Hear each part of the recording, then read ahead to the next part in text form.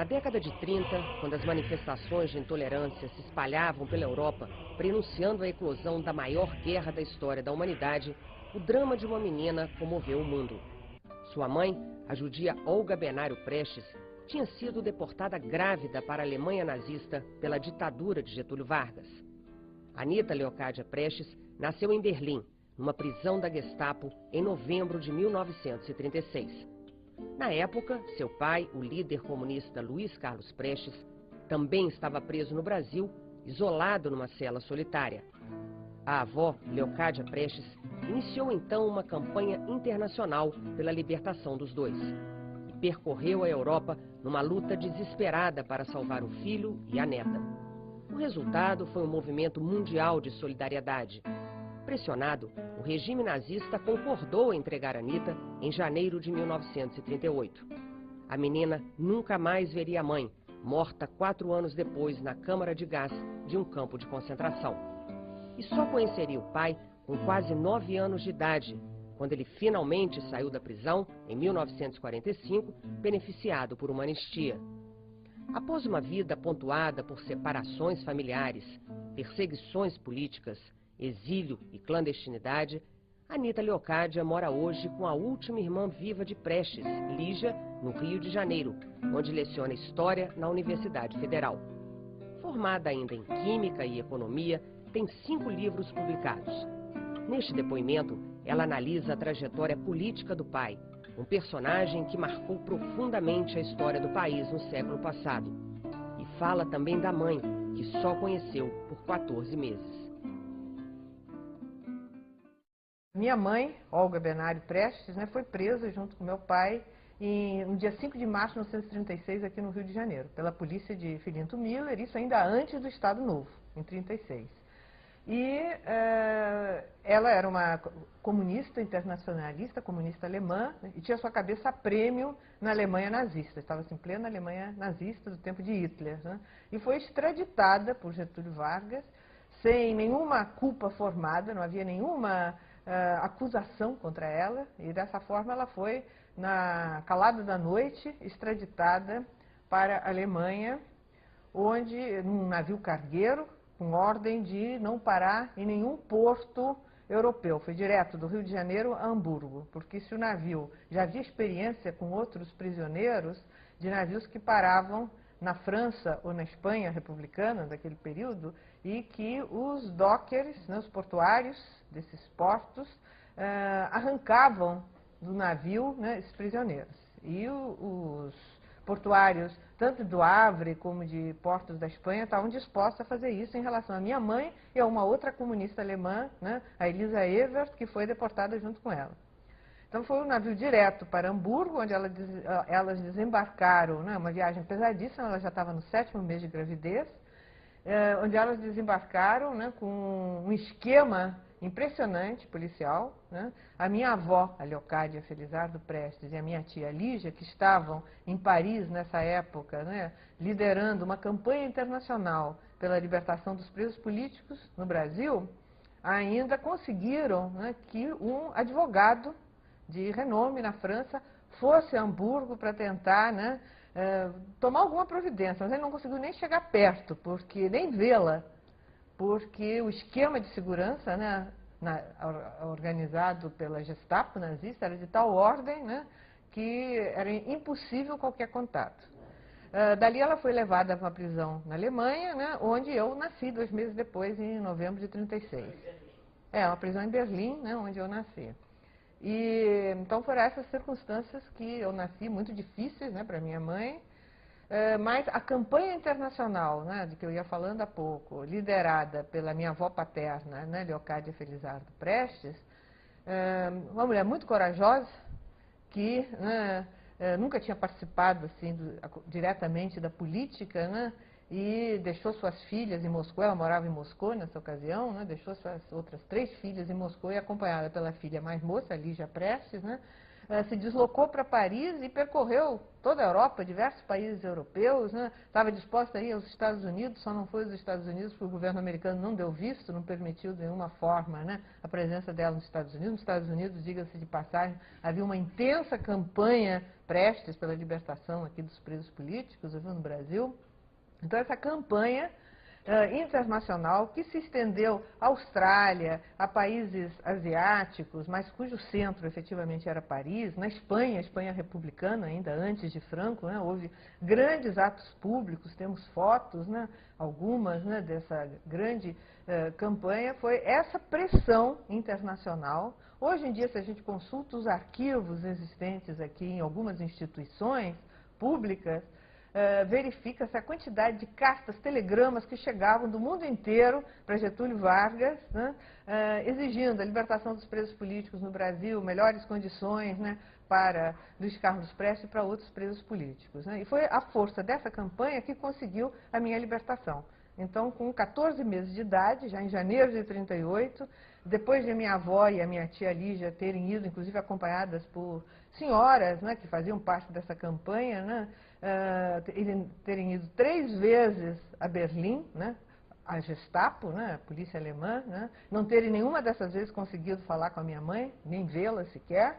Afinal, a Gestapo, incomodada por aquela campanha, que emocionou muito a opinião pública, porque afinal das contas tratava-se de um bebê, né, de uma criança, né, que tinha nascido nessas condições, né, e que corria o risco de ser entregue, né, a um asilo nazista. E no asilo era porque minha mãe tinha maior pavor, né? As crianças perdiam o nome, viravam um número.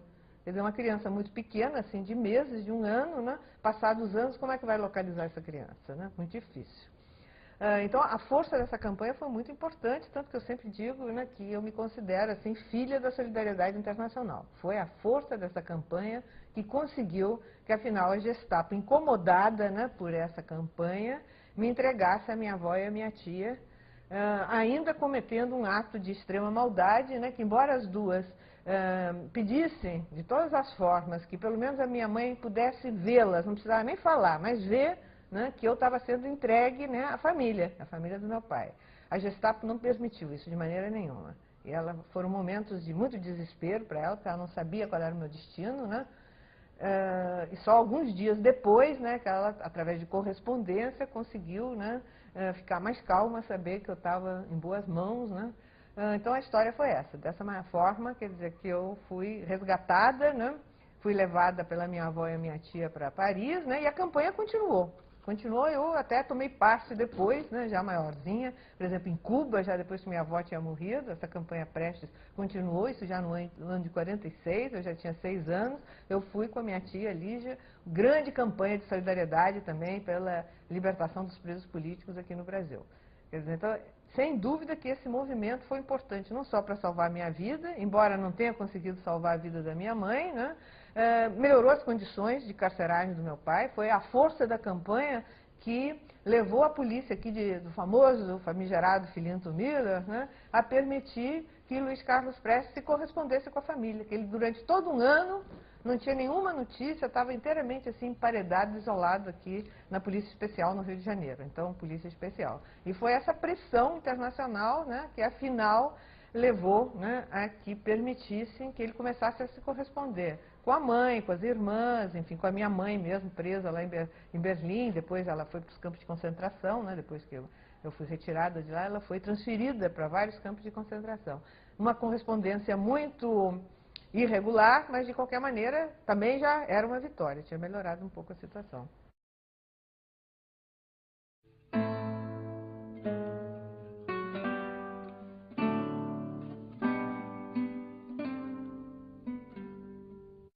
Desde bem pequena, né, tanto a minha avó, enquanto ela esteve viva, como a minha tia, que depois me criou, né, nunca esconderam a verdade de mim. Eu sempre soube, né, e sempre me orgulhei muito, né, dos meus pais. Eu sabia que ambos, né, eram revolucionários, comunistas, né, e que estavam presos, né, por lutarem pelo bem da humanidade. É claro que isso numa linguagem adequada a uma criança, né?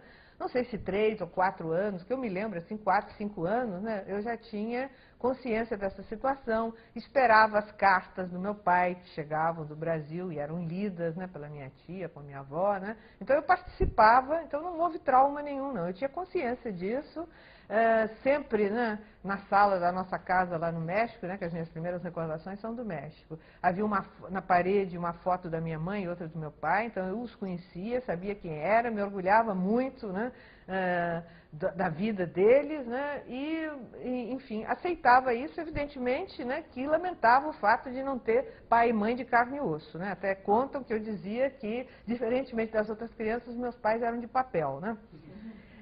Então, evidentemente, que eu sonhava, né, em conhecer meus pais, viver com eles, como toda criança, né? Mas, assim, que eu tenha sofrido um trauma especial, não seria verdade. Tem uma carta muito interessante, as cartas em geral são muito interessantes, mas tem uma carta dele para minha avó, lá no México, preocupado com a minha educação, né, criança pequena. E muito preocupado de que eu não pensasse que os meus pais, ele e a Olga, pudessem, de alguma forma, se sentir felizes. E ele dizia, né, que era importante que a minha avó e a minha tia incutissem em mim a seguinte ideia, né, de que para ele e para Olga a felicidade consistia, né, na consciência do dever cumprido. E que, então, eles eram pessoas extremamente felizes, não, e que de maneira nenhuma eu deveria ser infeliz ou pensar que eles fossem infelizes.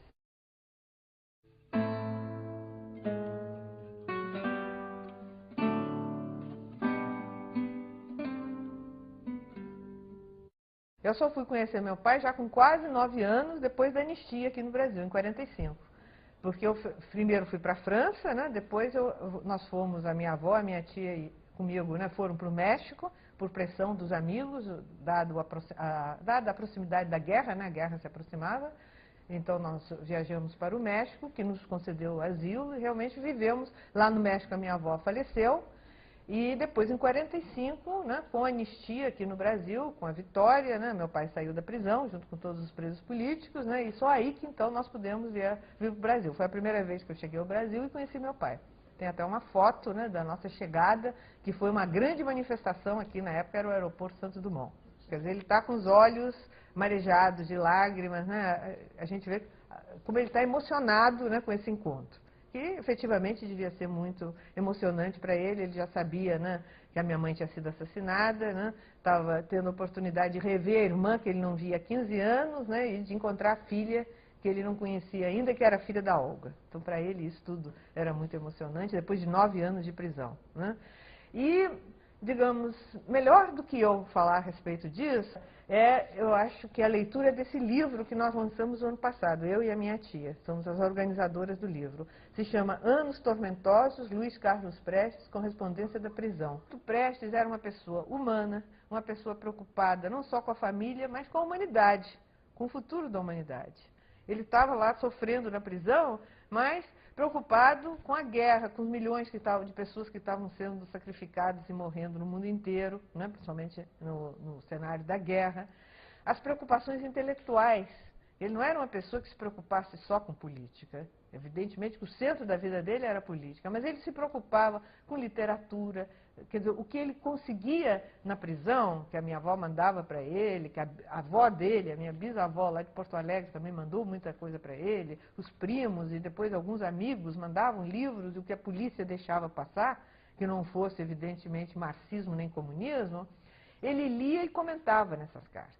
Então ele leu todo Diderot, os grandes filósofos, ele leu na prisão, estudou, fazia comentários a respeito disso. Ele lia literatura, poesia, ele era um grande admirador da poesia, ciência, as mais variadas, né, os mais variados ramos da ciência, ele lia e comentava, música. Então, diferentes assuntos, né, ele trata nessas cartas e mostram, revelam como Luiz Carlos Prestes era uma figura multifacética, muito diferente daquilo, né, que se escreve e se diz a respeito dele em geral. A imagem que é passada, né, eu acho que muito fabricada pelos seus adversários e inimigos, né, é de um homem fechado, intolerante, né, duro, né. Quem o conheceu pessoalmente, não sei se algum de vocês aqui teve essa oportunidade, né, sabe que não era isso.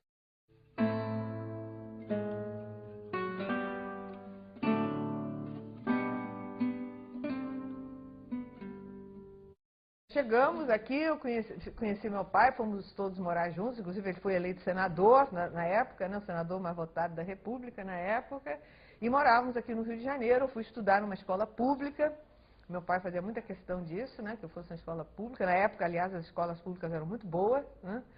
Embora a direita dissesse, né, como era filho de senador, andava de Cadillac, né, com motorista, na realidade eu estudava numa escola pública, junto com crianças pobres, na escola que ficava pertinho da nossa casa. Eu ia a pé, acompanhada ou pela minha tia ou por uma companheira que morava por nós. Não tinha nada demais, quer dizer, levava uma vida de criança normal, comum, né?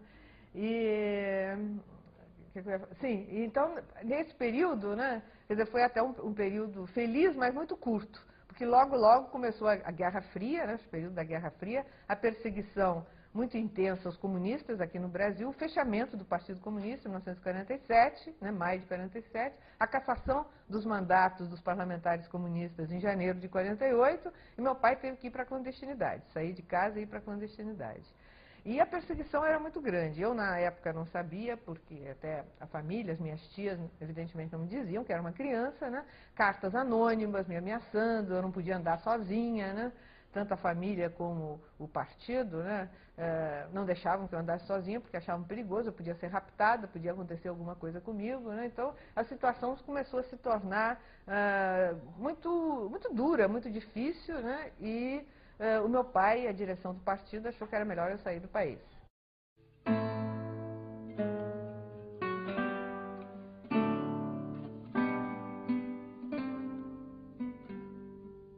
E aí eu, acompanhada novamente pela Lígia, pela minha tia que me criava, fomos para a União Soviética. Isso já foi em 50, 14 anos eu tinha na ocasião. E aí passamos um período longo, de 7 anos na União Soviética, onde efetivamente eu pude estudar, tive uma formação boa, a escola lá era muito boa, quer dizer, tanto que quando eu voltei de lá, já moça, com 20 para 21 anos, né, foi muito fácil fazer vestibular e entrar na faculdade aqui, porque eu tinha uma formação científica assim, bastante sólida, né? Eu fiz toda a escola secundária em Moscou. Então, quer dizer, já foi uma ida e volta, né? E depois, já na vida de adulto, né? Golpe de 64, repressão, eu era membro do Partido Comunista, tinha bastante atuante, né? Fui perseguida, tive IPM, respondi IPM, depois fui condenada a 4 anos e meio de prisão.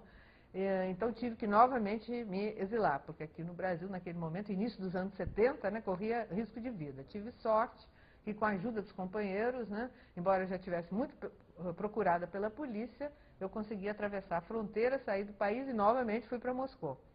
Aí eu fiz um doutorado em economia, inclusive na União Soviética, e só pude voltar com anistia, porque eu tinha uma condenação, ordem de prisão preventiva decretada, direitos civis cassados, né, políticos cassados por 10 anos, quer dizer, todas essas questões que tantos brasileiros, né, todas essas punições que tantos brasileiros sofreram. Então eu só regressei junto com meu pai em 79, né, estivemos exilados, eu estava exilado primeiro em Moscou, depois em Paris. Então foram muitos vais e vens, muitos exílios.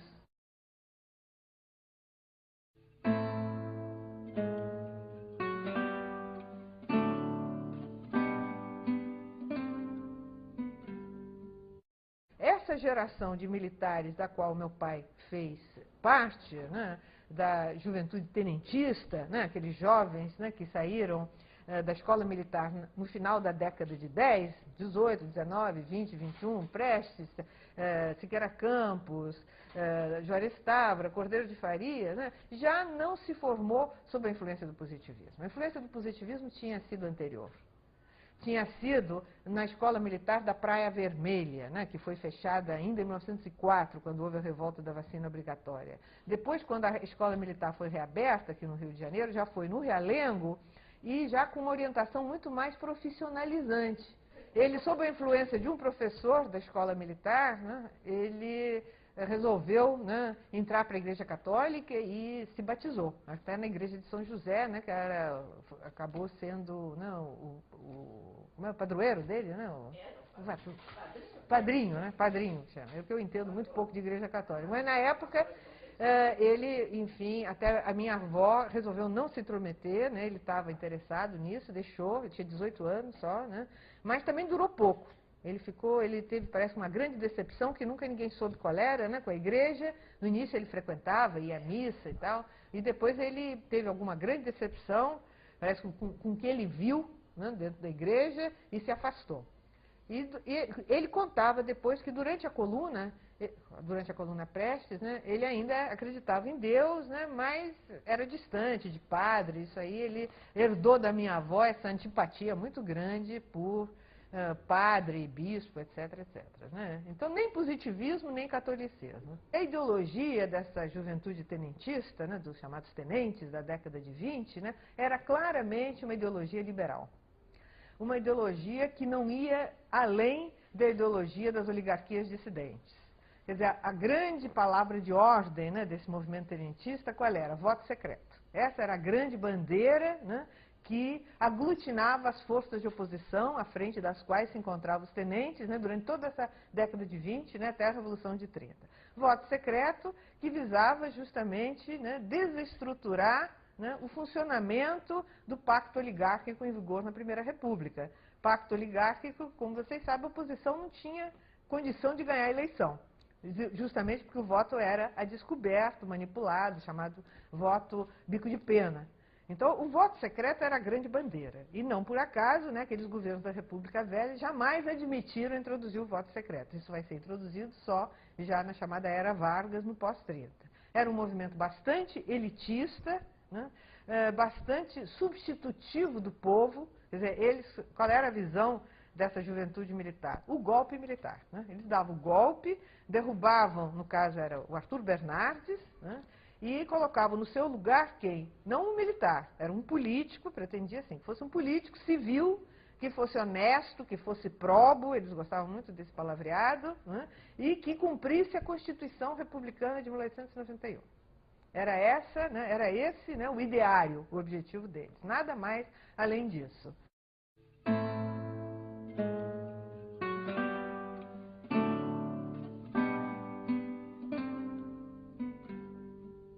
O Prestes vai se tornar comunista, vai aderir ao marxismo, depois de terminada a coluna. A coluna, né, percorre o Brasil durante 2 anos e 3 meses, né, e atravessa a fronteira com a Bolívia em fevereiro de 1927. Naquele período final da coluna, em que ele tinha tomado conhecimento da miséria assustadora das massas trabalhadoras do interior do Brasil, das massas rurais, né, que eles, elementos criados na cidade, educados na cidade, não imaginavam o que fosse o interior do Brasil, eles ficaram profundamente chocados. E o Prestes foi mais longe que outros colegas dele, que outros companheiros, né, do comando da coluna. Ele se perguntava, um país tão rico como o Brasil e uma miséria tão assustadora para o seu povo, deve haver alguma causa social. E ele reconhecia que não sabia qual era essa causa e que precisava, portanto, estudar. E a partir da Bolívia, a partir da visita do então secretário-geral do Partido Comunista do Brasil, como se chamava, né, o Astrogildo Pereira, um grande intelectual brasileiro, vai à Bolívia e leva uma maleta de livros marxistas para o Prestes. Aí ele começa a estudar, em condições muito precárias, né, evidentemente. No exílio, tendo que trabalhar de sol a sol, né, para sobreviver e para assegurar a sobrevivência dos soldados da coluna, que tinham chegado num estado de miséria extrema na Bolívia. Eles vão trabalhar numa companhia boliviana, uma companhia inglesa, né, sediada na Bolívia, de abertura de estradas. Né? Então é um trabalho muito pesado, de sol a sol, né, mas de noite, embaixo do mosquiteiro, que tinha mosquito que não acabava mais lá, era uma coisa terrível, a quantidade de mosquitos. Ele, numa barraca muito precária, ele começou a estudar marxismo. Aí que ele começou a estudar marxismo, se entusiasmou, e depois, já em 1928, um ano depois, quando ele, afinal, vai para Buenos Aires realmente é uma grande capital, né, na época, com livrarias muito boas, né, com livros marxistas, coisa que no Brasil era muito raro, muito difícil de encontrar. Né. Aí ele vai ler o Capital de Marx, vai ler obras de Engels, obras de Lenin, né, e é aí que ele vai, evidente, em contato, inclusive, com comunistas latino-americanos, né, que ele vai avançar para o marxismo, vai se tornar adepto do marxismo e vai procurar ingresso no Partido Comunista. Isso é um processo, né, que vai até 30, né, em que ele lança o famoso Manifesto de Maio de 30, que já é um manifesto em que, embora ele não diga que está aderindo ao comunismo, na realidade as bandeiras são as mesmas do Partido Comunista.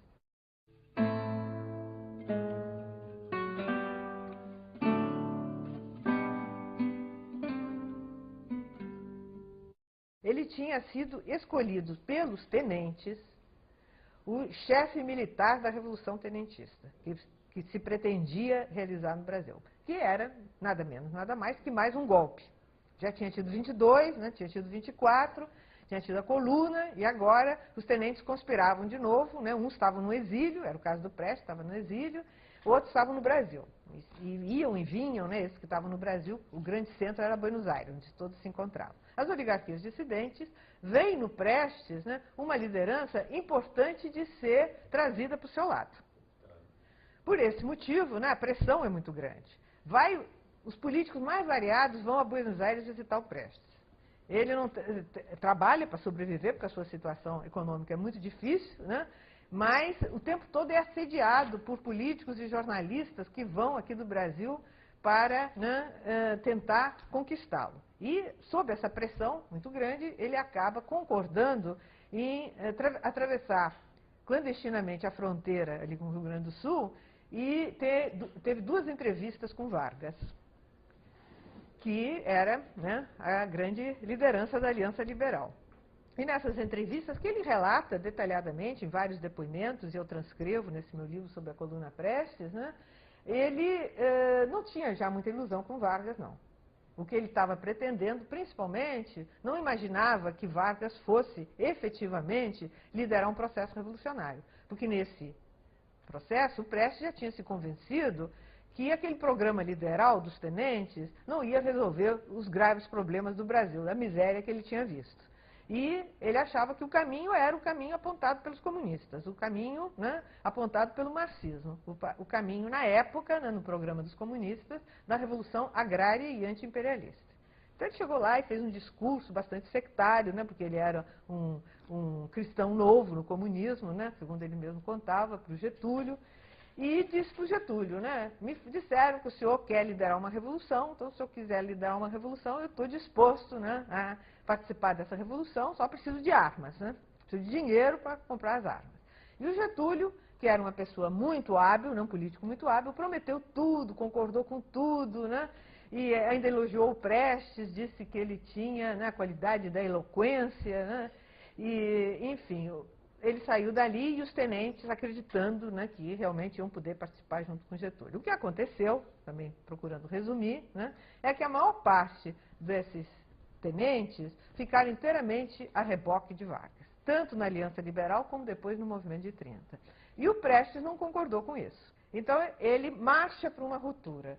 Mas, ao marchar para a ruptura, ele faz um esforço hercúleo no sentido de conquistar o maior número possível daqueles antigos colegas, antigos tenentes, para as posições dele. Até porque ele tinha uma grande amizade por Siqueira Campos, por Cordeiro de Farias, pelo próprio Miguel Costa, né? Então ele queria convencer esses camaradas dele da justeza das suas novas posições, da necessidade da revolução agrária e anti-imperialista, que não era a revolução comunista ainda não, era a revolução agrária e anti-imperialista. Mas ele não consegue convencê-los, até porque eles estão todos já, com exceção de 1 ou 2 de menor importância, como era o caso do Cilo Meirelles e do Miranda, né, do Emílio Miranda, os outros todos aderem ao Getúlio. João Alberto, Lins de Barros, todos eles aderem a Getúlio, aderem à Aliança Liberal, participam da Aliança Liberal e depois vão participar do Movimento de 30. E o Prestes, que tinha sido escolhido, né, comandante militar, né, da Revolução de 30, fica sozinho lá em Buenos Aires. O Prestes foi o único político na história do Brasil que, tendo tudo, né, para estar inserido e solidário com a classe dominante, viu, pulou a barricada, se colocou do outro lado da barricada. E isso, as consequências disso são muito grandes.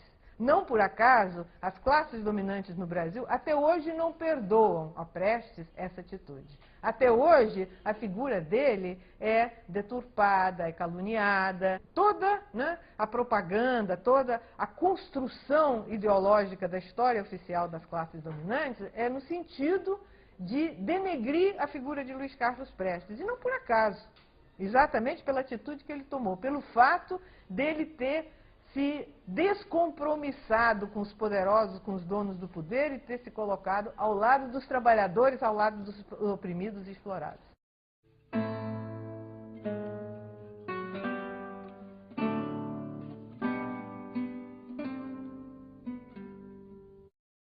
erros houve sim. E o Prestes reconhecia isso. Quer dizer, foi um erro de avaliação da situação real existente no país.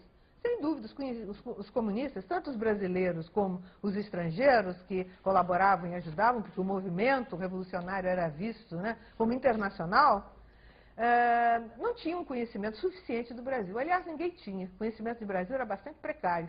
Então, superestimou-se as possibilidades de organização, de mobilização da classe operária e de outros setores da população, né, e levou-se à precipitação, né, das revoltas que começaram lá no Nordeste, né, em Natal. Né. Aqui, os revolucionários no Rio de Janeiro ficaram numa situação muito difícil, porque é o que o Prestes dizia. Né. Não fazer nada era deixar, né, os companheiros do Nordeste, de Natal e de Recife, isolados, sozinhos, abandonados. Né. Se fizesse, era o caminho certo para a derrota, porque o governo já estava até avisado, né, porque já tinha começado lá. Então, era uma situação muito difícil, né, e eles assumiram uma postura, digamos assim, heróica, né, de enfrentar, fazer com que era possível, fazer o que era possível, e foram realmente uma derrota que trouxe consequências sérias, né, para toda a esquerda no Brasil, para os comunistas em particular. Agora, sobre 35, existe uma série de deturpações, né, maldosas, inclusive esse próprio nome de intentona. Né? É um nome que, na época, não existiu, foi criado um ano depois, nas comemorações, se pode se dizer assim, né, de um ano pelo governo Vargas, né, já, portanto, em 36, né, em que ele cria esse nome de intentona justamente para denigrir o movimento. A direita utilizou bem a chamada intentona para quê? Para combater não só os comunistas, como todas as forças de esquerda e democráticas no Brasil. Durante anos, eu me criei aqui, depois que eu vim para o Brasil, com 9 anos, né, todo 27 de novembro, que por sinal coincide com o meu aniversário, né, era dia de grande repressão, de grandes homenagens aqui na Praia Vermelha. Né, quer dizer, então, a direita, depois dos governos da ditadura também, né, sempre aproveitaram bem, né, esse acontecimento, deturpando bastante, né, de acordo com os interesses dele, para combater o Prestes, o comunismo, né, e todas as esquerdas. Isso é uma coisa. Agora, dizer que os acontecimentos de 35 são responsáveis, né, por tudo que aconteceu depois, aí eu discordo. Não me parece que seja correto. Eu acho que é uma história oficial que foi criada atribuindo, né, a chamada intentona, já o próprio nome ajuda, né, para esses objetivos, né, que procurou, né, criar, né, uma visão, né, de que até porque os comunistas não eram tão perigosos assim. A realidade é essa também. Quer dizer, exagerava-se o papel dos comunistas para poder melhor combater, nem tanto os comunistas, combater qualquer movimento popular, qualquer, né, força de oposição, né, porque os comunistas mesmo eram bastante débeis e não representavam, né, um perigo de tomada do poder. Se em 35 não representava esse perigo, depois muito menos.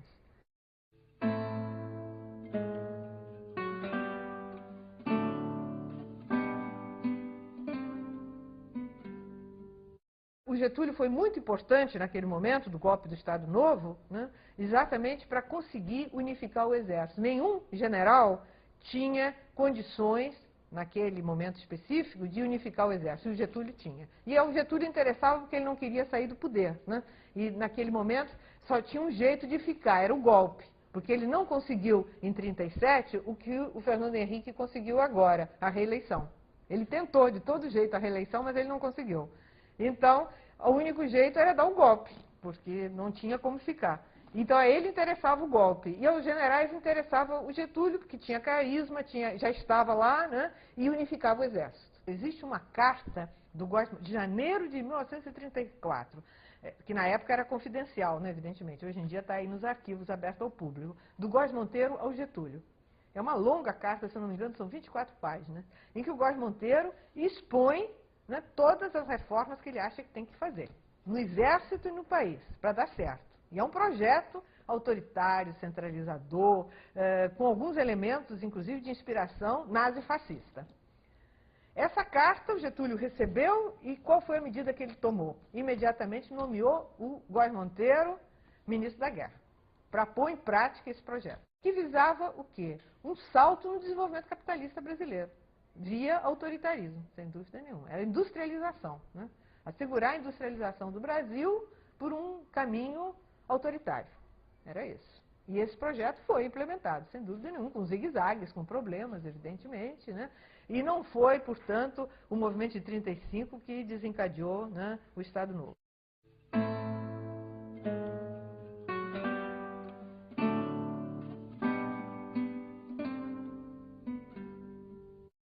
primeiro lugar, não foi aliança. Porque a aliança, uma aliança de Prestes com Vargas, teria sido não um acordo. Eles nem se encontraram, nem mesmo através de intermediários, não houve acordo nenhum. O que houve foi quando meu pai ainda estava preso, diante, né, da posição assumida por Getúlio. Getúlio, como eu já falei aqui, e é reconhecido, né, por todos, era um político extremamente hábil, Getúlio Vargas. Na medida, né, em que a situação mundial, no desenrolar da Segunda Guerra Mundial, vai mudando e vai ficando cada vez mais favorável para as forças democráticas, para a União Soviética, principalmente a partir da Batalha de Stalingrado, né, primeira grande derrota, né, dos exércitos nazistas, quer dizer, a situação mundial está mudando. Aqui no Brasil, o movimento antifascista cresce. Então, todas essas pressões levam Getúlio a ir mudando de posição. Ele vai cada vez se afastando mais, né, das potências do eixo, se aproximando dos americanos, né, acaba rompendo relações com o eixo, isso já em agosto de 42, não, em janeiro de 42, depois decretando, né, entrando na guerra ao lado dos países, né, democráticos e enviando, né, as tropas brasileiras para combater, a FEB, né, para combater na Europa. Então, diante dessa mudança de posição de Vargas, né, é que o Prestes e os comunistas, que estão fora da cadeia e os que estão presos também, assumem uma posição de apoio a essa política de Getúlio Vargas. É diferente de uma aliança. É apoio, né, à posição de lutar contra o nazifascismo. O que o Prestes escrevia, inclusive, na época, né? Existem escritos dele nesse sentido. Que o principal inimigo da humanidade na época era o nazifascismo. O mais importante naquele momento era unir todas as forças no mundo para ajudar a derrotar o nazifascismo. E se o Getúlio assumia essa posição, era necessário apoiá-lo. E na medida, né, em que o nazifascismo fosse derrotado na arena internacional, a democracia no Brasil também seria conquistada. Essa era a posição dos comunistas.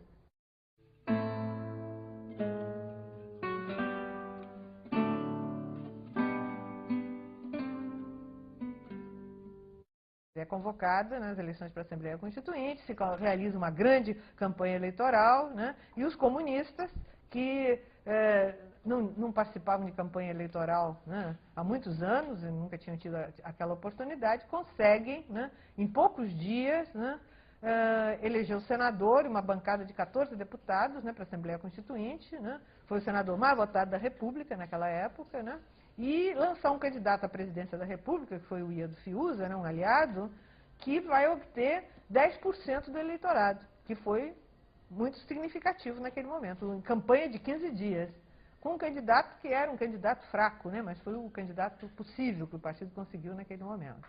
Por que o Prestes não foi candidato a presidente da República? Porque considerava-se que não tinha condição, né, era mais interessante se eleger senador, né? Ele não se elegeria presidente da República naquele momento. Não, o Partido Comunista não tinha força para isso, né? Então, os comunistas, num ambiente extremamente hostil, porque a maioria esmagadora dessa Assembleia Constituinte era extremamente reacionária, extremamente contrária a qualquer proposta feita pelos comunistas, mas eles eram atuantes. Mesmo assim, né, tendo sido derrotados, acho que na maior parte de propostas que fizeram, né, os comunistas contribuíram para que fosse, né, consagrado na Constituição alguns direitos democráticos, inclusive o direito de greve, só que não foi regulamentado, eles não conseguiram que ele fosse, naquela ocasião, regulamentado. No Senado, aí a situação já foi muito mais difícil, porque aí ele ficou sozinho, era o único senador comunista, né, por quantidade enorme de reacionários. Os companheiros do partido que o acompanhavam, eu me lembro que eu era pequena e alguns desses companheiros moravam na nossa casa, inclusive, né, diziam que tinha momentos, né, eles ficavam, alguns companheiros, na bancada dos jornalistas, alguns inclusive eram jornalistas, né, ficavam na bancada de jornalistas e cuidavam da segurança do Prestes, né. Dizem que houve momentos, né, que a agressividade era tão grande que eles chegavam a passar a perna por cima daquela balaustrada da bancada, né, que isso era no Palácio Monra, já o Senado, prontos para se atirar em cima dos inimigos, porque eles estavam vendo a hora que iam massacrar o Prestes fisicamente.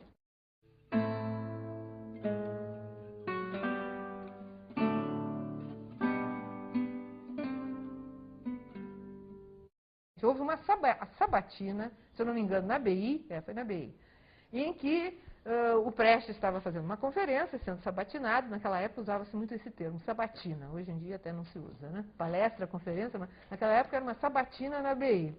E um dos presentes perguntou a ele, né, fez essa pergunta: se no caso de uma guerra, né, imperialista, né, que posição os comunistas, o Partido Comunista, assumiria, né, numa guerra imperialista contra a União Soviética? A pergunta foi essa: no caso de uma guerra imperialista contra a União Soviética, que posição o Partido Comunista assumiria? De que lado ficaria? A resposta dele, nessa ocasião, na sabatina, é exatamente isso. Ele disse: uma guerra contra a União Soviética, nesse contexto de hoje, só pode ser uma guerra imperialista. E, se tratando de uma guerra imperialista, os comunistas brasileiros vão agir da mesma maneira que os guerrilheiros na França, né, no tempo os partisãos no tempo da ocupação nazista, né, os italianos na Itália, né, vão voltar às armas contra o seu próprio governo. Vão se levantar em armas contra o seu próprio governo. Essa foi a resposta dele. Só pode ser essa a atitude, né, dos comunistas brasileiros. Numa guerra revolucionária, exatamente. Transformar a guerra imperialista numa guerra revolucionária. Era isso. Essa foi a resposta dele. Disso aí, né, já estava-se num contexto de início, né, de preparação para a Guerra Fria, de busca, né, de pretextos, né, para, enfim, caçar o registro do Partido Comunista, no Senado. Então ele era senador, né, uns dias depois, não me lembro quantos, não, poucos dias depois, um dia ou dois depois, ele discursando no Senado, foi abordado então pelo Juracy Magalhães com essa pergunta. E novamente ele deu a mesma resposta. Ele deu a mesma resposta, né, de guerra contra a União Soviética é uma guerra imperialista e nós, comunistas brasileiros, né, vamos lutar contra o governo que resolver aderir a esse tipo de guerra. Se o Brasil, né, se colocar ao lado dos Estados Unidos numa guerra desse tipo.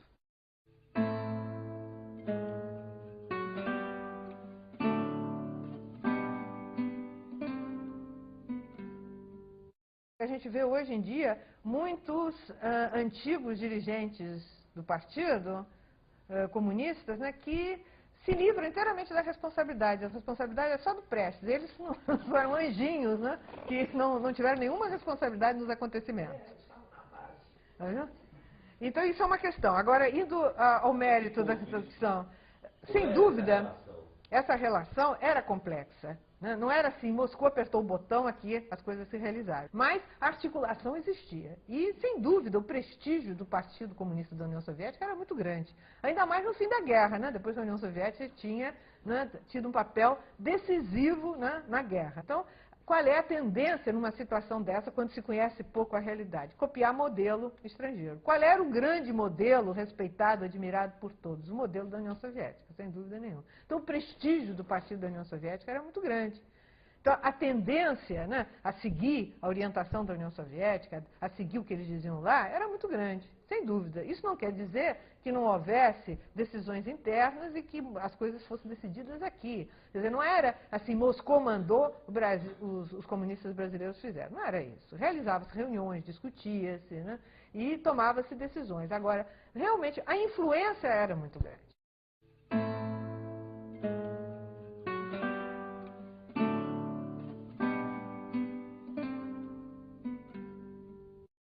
Final de 57 nós voltamos, né, eu e a Lígia. Mas foi um momento muito difícil na vida do partido, sem dúvida nenhuma, né? Foi uma crise grave, estou dizendo, não dá para analisar isso assim em poucas palavras, né? E o resultado dessa crise foi a famosa declaração de março de 58, quando se conseguiu um certo acordo, né, na direção do partido e se partiu, né, se antes se tinha uma tática bastante esquerdista, se caiu numa tática bastante direitista. Mas, nesse momento, na realidade, o partido ainda se uniu em torno da figura de Prestes, foi isso. E em torno da declaração de março de 58, e, como eu já disse, acabou sendo uma guinada do esquerdismo para o direitismo, digamos assim, simplificando um pouco, né? Então, essa orientação política de 58, né, conseguiu unificar o partido. E alguns elementos, né, que ficaram contra, ficaram bastante isolados. Ou saíram, né, ou ficaram isolados, que foi o caso do João Amazonas, do Arruda, que estavam muito comprometidos com os erros anteriores. Estavam extremamente comprometidos. Então, exatamente por isso, ficaram numa situação muito difícil. E não quiseram fazer autocrítica, não quiseram rever aquelas posições, coisa que o Prestes fez. O Prestes reviu as suas posições. Eles não estavam afim, então acabaram, primeiro, não ficando no Comitê Central, sendo excluídos do Comitê Central, né? Depois, sendo eles mesmos, né, romperam encontraram um pretexto para romper, né? Porque, na realidade, eles já estavam muito sob a influência, né, das ideias do Partido Comunista da China.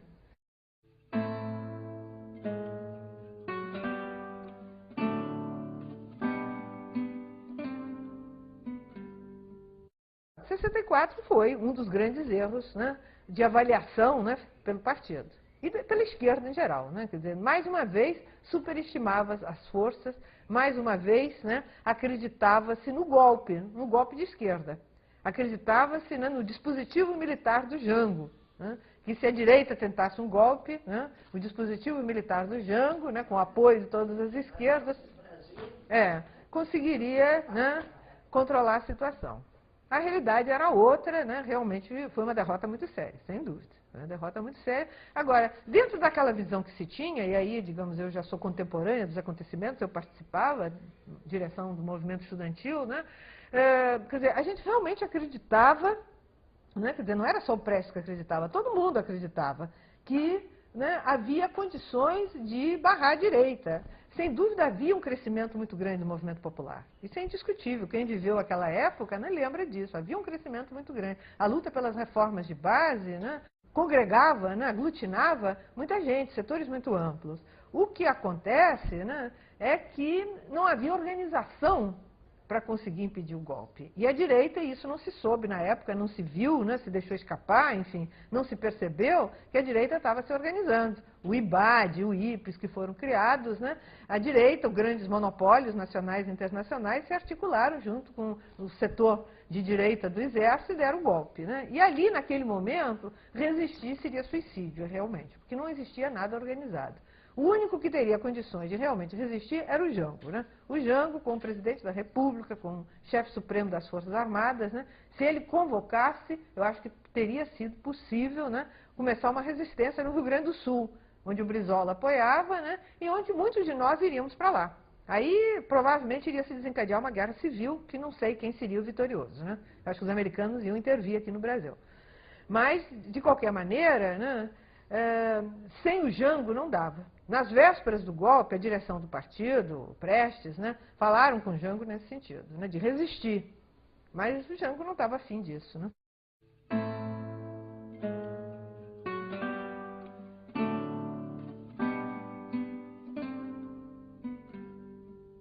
Os setores populares não estavam sensibilizados, né, para lutar contra a ditadura nesse nível, né? Pouco a pouco, muita gente, inclusive a classe média que apoiou o golpe, né, começou, né, a se desiludir e aí começou a procurar mais o que? O caminho eleitoral, né? Que foi a política do Partido Comunista nesse sentido, acho que correta.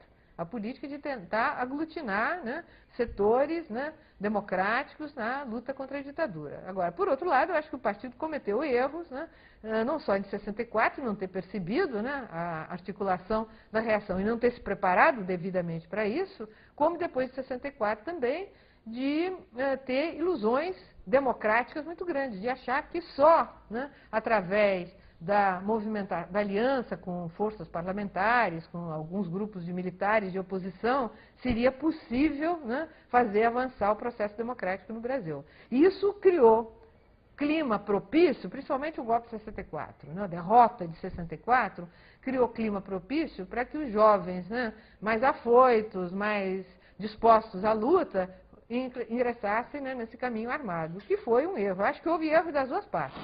Houve erro nosso, né, do pessoal do PCB, mas houve erro também, né, do pessoal que foi para a chamada ultra-esquerda.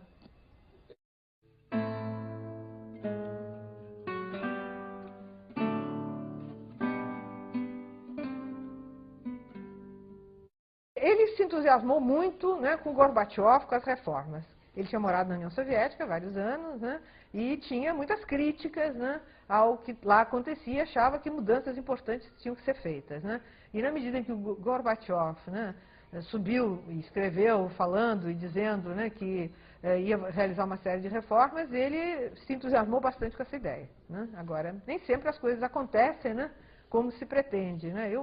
É difícil, inclusive, hoje ainda ter um conhecimento mais profundo, né, desses acontecimentos na União Soviética, né? Muitos erros foram cometidos, é difícil saber se teria sido possível não cometer esses erros. A história não se faz na base do si, né? E o inimigo aproveitou bem esses erros, né, sem dúvida, e contribuiu para esse desfecho lamentável, sem dúvida nenhuma, a derrota do socialismo, né, no leste europeu. Mas isso não invalida as teses principais expostas por Marx e Engels na sua obra.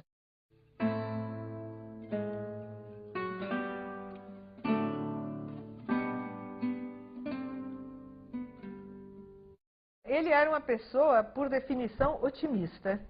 Então, apesar de todos os problemas, apesar dele, evidentemente, sofrer bastante com aquela decadência do Partido Comunista, né, que acabou em PPS, ele acreditava, né, que o povo brasileiro, os setores os trabalhadores, o movimento operário, os trabalhadores rurais, né, movidos pela própria situação, pela própria miséria, né, pelas próprias condições de vida, encontrariam o caminho da organização, da luta, se aproximariam do marxismo, novas lideranças seriam geradas, né, e que o socialismo seria vitorioso no Brasil. E esses últimos 10 anos da vida dele, né, ele era uma pessoa com muita garra, muito entusiasmo, sabe, e que tinha sofrido golpes muito fortes durante a vida, né, e como ele mesmo dizia, tinha casca grossa já, né, então ele saía sempre otimista, em frente, procurando novos caminhos, tinha uma capacidade, uma das acusações das críticas que é muito feita ao Prestes, né,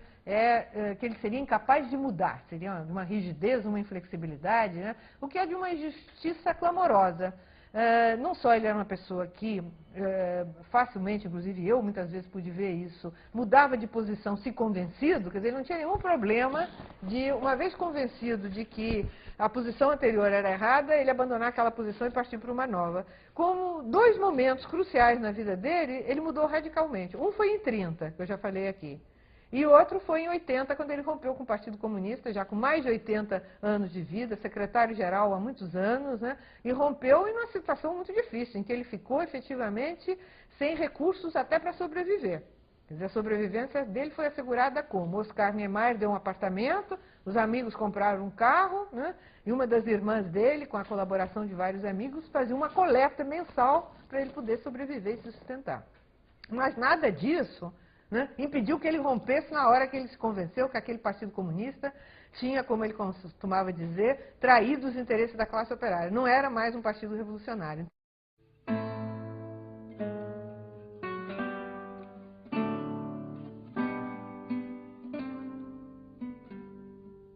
Eu concordo muito com o que meu pai dizia sempre, ainda nos últimos anos de vida dele, né, de que há uma carência de lideranças. Isso não só ele dizia, a gente vê, né, essa carência de lideranças, né, populares, de lideranças revolucionárias, mas que elas surgiriam, ele tinha uma confiança muito grande, que essas lideranças surgiriam da luta.